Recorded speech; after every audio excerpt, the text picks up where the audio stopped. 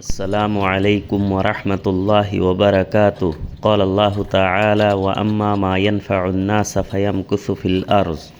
وقال النبي صلى الله عليه وسلم: أفضل الصدقة سقي الماء. بسم الله الرحمن الرحيم. قال الله تعالى: فأما من أعطى واتقى وصدق بالحسنى فسنيسره لليسرى. مشروع سقي الماء في الهند.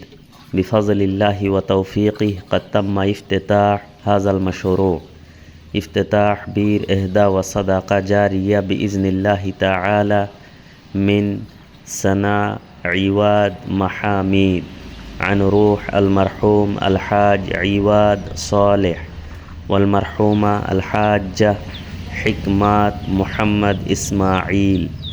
اللهم اجعل هذه الصدقة الجارية نورا يهدي به الأحياء ورحمة وبركة للأموات.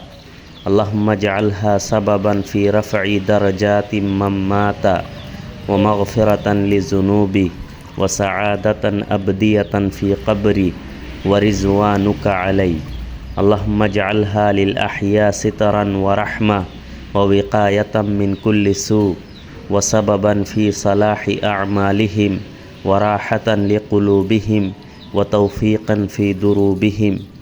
اللهم كما جعلت الماء حياة للأرض فاجعلها حياة طيبة في الدنيا لمن تصدق ونورا في قبر من مات وثقلا في موازينهم جميعا وسببا لرزاق يا أكرم الأكرمين ويا أرحم الراحمين.